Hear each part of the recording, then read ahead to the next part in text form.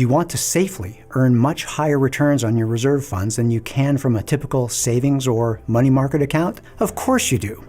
Follow reserve investment expert Dave Lynn as he goes over the 3 primary principles of reserve fund investing: safety, liquidity, and return.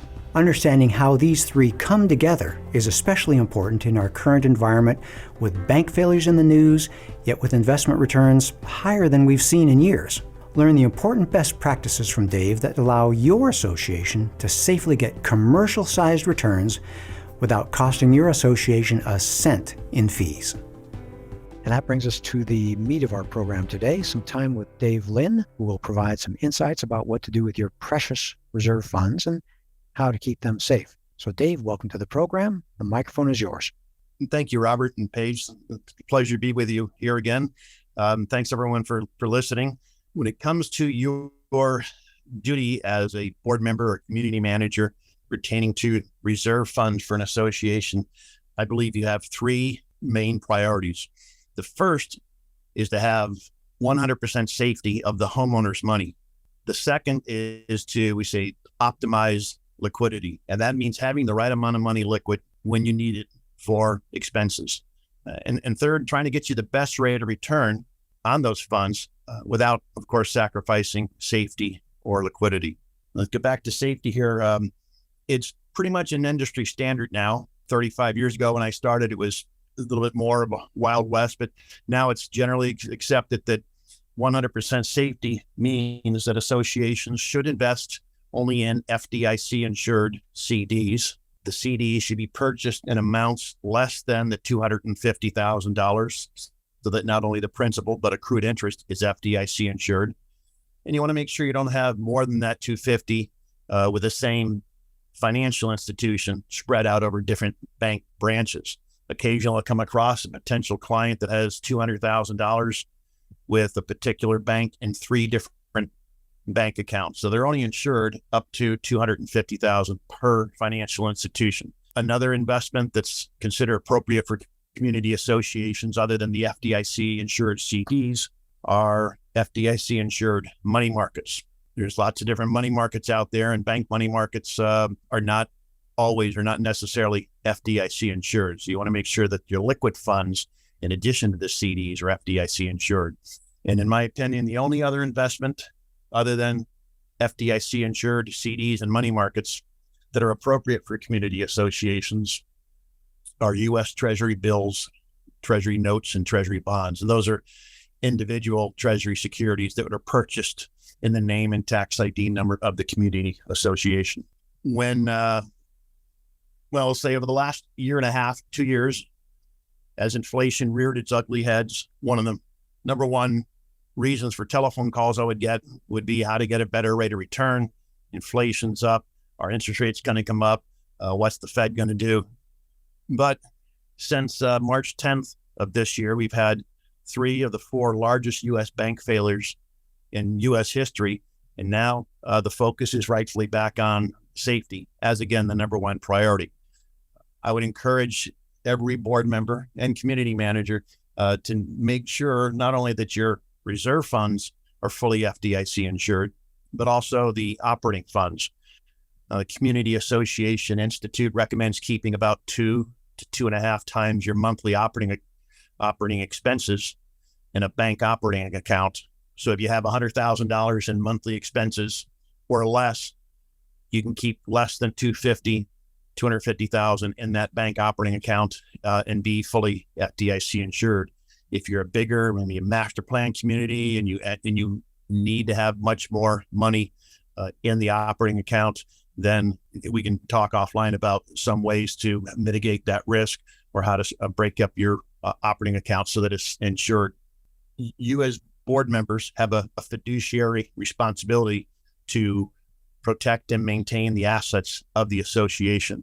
That means not taking risk, essentially, with other people's money. You're not trying to beat the Dow each year. You're not going to get a standing ovation or a raise at the annual meeting if you get a 12% return.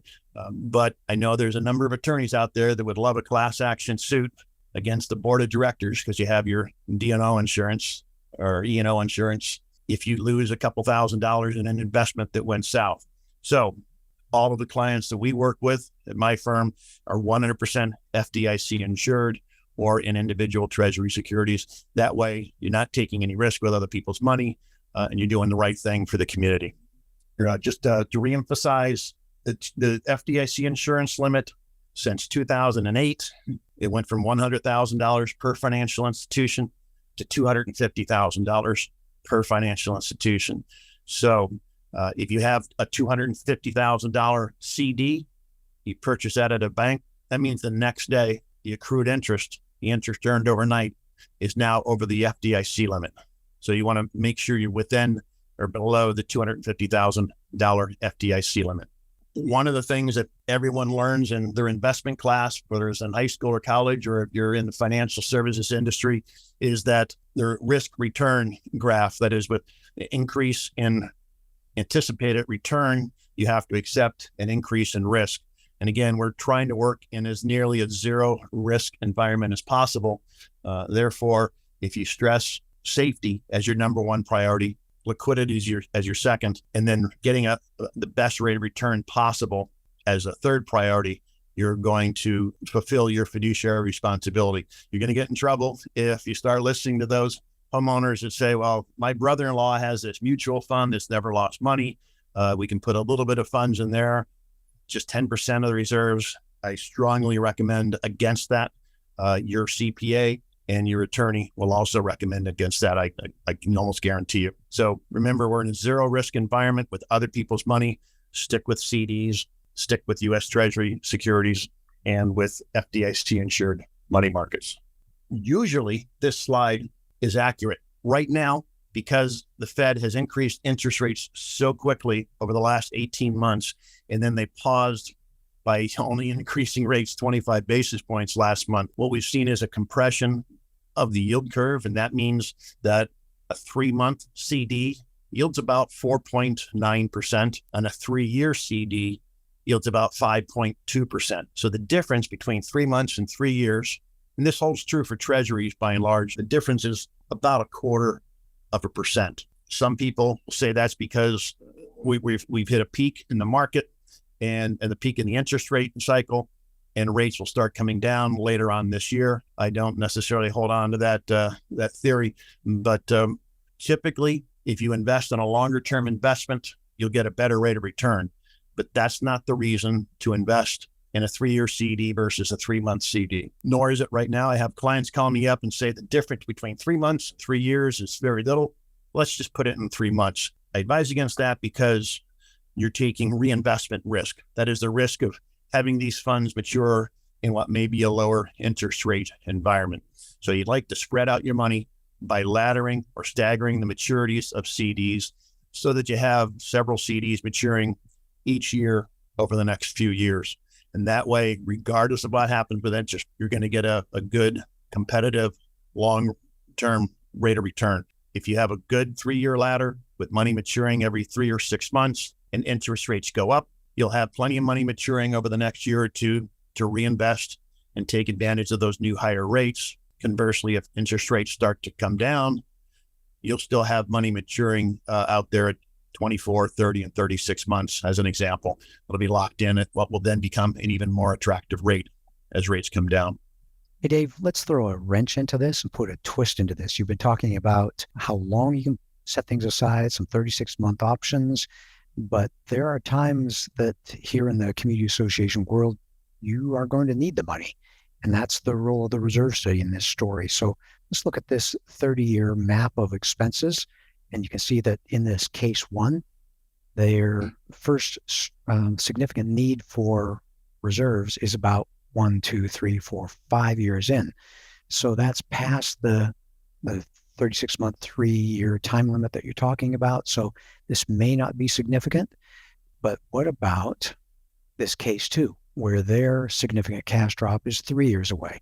You want to be prepared for that, making sure you're not tying up too much money, making sure you have plenty, as you've said, liquid, readily available.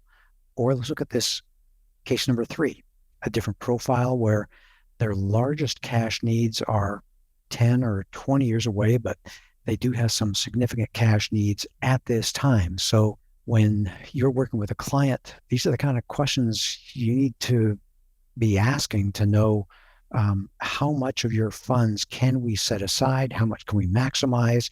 How much are you likely just plain going to spend this year? Is that fair? Yeah, that's exactly right. And we use I would assert that a good financial advisor is going to look at an association reserve study and use it as a roadmap in setting up a laddered CD portfolio. So rather than just blindly purchasing 6, 12, 18, 24-month, 30 and 36-month CDs and even increments, we want to look at the reserve study and then speak to the the board members and the community manager, because we know that some reserve studies, it may have been done 2 or 3 years ago and they need to be updated. And now roofs are failing faster than they thought, or maybe you don't have a big expense coming up next year. So we use the reserve study as a roadmap and then make sure it's accurate by communicating with the board and the community manager. And then we will temper that CD ladder based on anticipated expenses. So rather than just having an even amount maturing over the next 3 years, maybe, as you had indicated, maybe there's a huge project coming up in the spring of next year. So we will more heavily weight 6 and 9 month CDs as an example in that maturity, so that the funds are available to meet that anticipated outflow.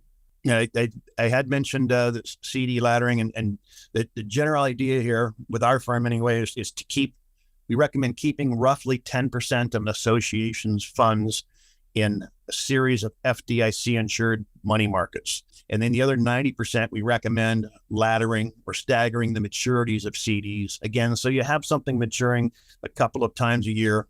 That way, as interest rates fluctuate, you'll have some money locked in.